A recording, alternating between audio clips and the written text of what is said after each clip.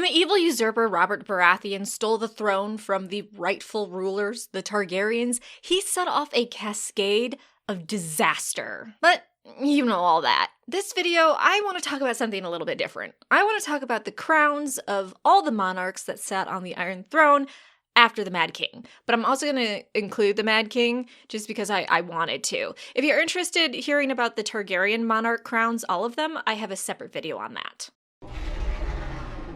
I am talking show crowns because I understand book crowns are a bit different. Also, some people that are sitting the Iron Throne in the show have not sat the Iron Throne in the book. So in case you're wondering, yes, I'm talking show crowns. So let's start with the Mad King, again, for the show. We see that his crown is very simple, but it looks like a row of dragon teeth. He was paranoid and wanted others to know that he was in charge, he had the power, and he was the blood of the dragon. So basically his crown was a form of intimidation. Fear me, because I have sharp teeth, and I will use them. Burn them all! Where's my sister? I am Daenerys Stormborn of the blood of old Valyria, and I will take what is mine.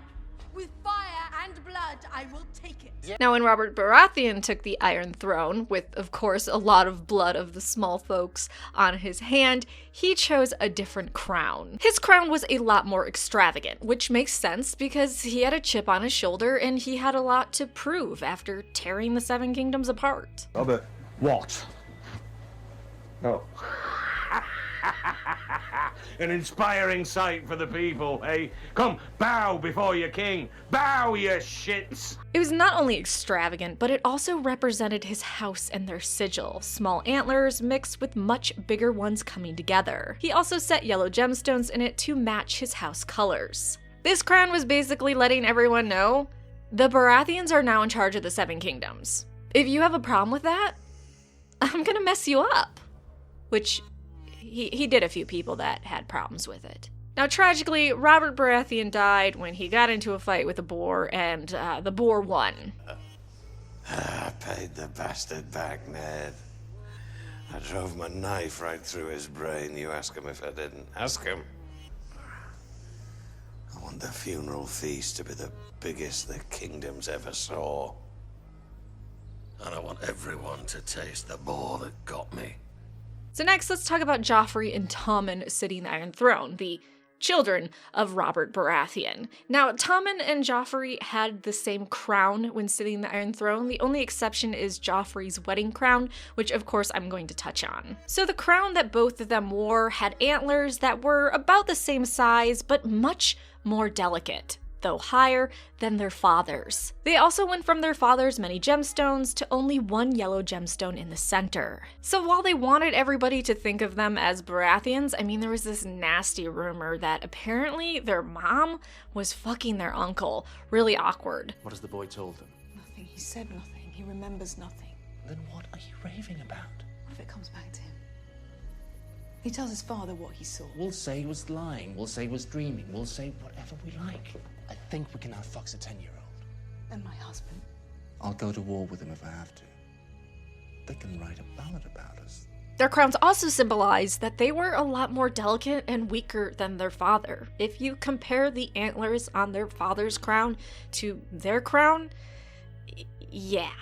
At the same time, they didn't need a bunch of gemstones on their crown because everyone knew the Lannisters were loaded, even if that was a lie.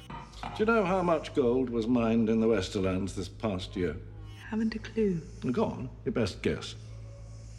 Pounds, tons, ounces? Doesn't matter, the answer's the same. It can't be. Our last working mine ran dry 3 years ago. What is interesting about their crown is the Lannister influence that is put into it. We can see lion claws put into the crown's band. So right there we see the Lannisters starting to seep into the crown and it not just be the Baratheons that are in charge. And as a sad side note, it was confirmed that Tommen took off his crown before killing himself because the crown represented everything that went wrong in his life and what he hated.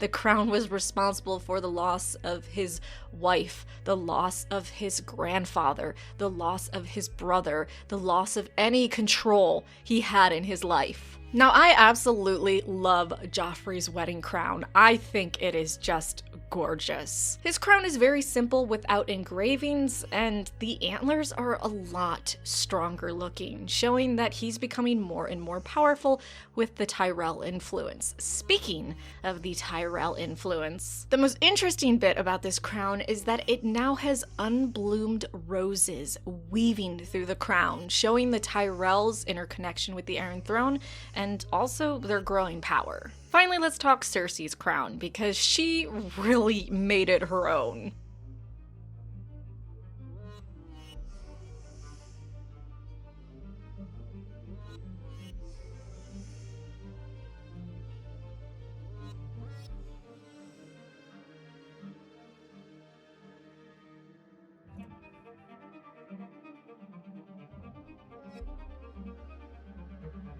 The center is an interpretation of the Lannister lion, and the lion's mane represents the swords of the Iron Throne. More importantly, there are no antlers, no stags. She no longer needs her husband's blood and right to the throne to hold it.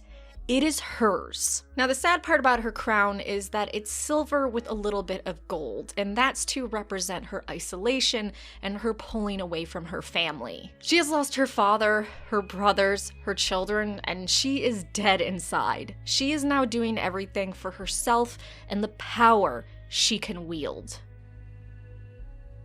He should be with his grandfather, his brother, his sister.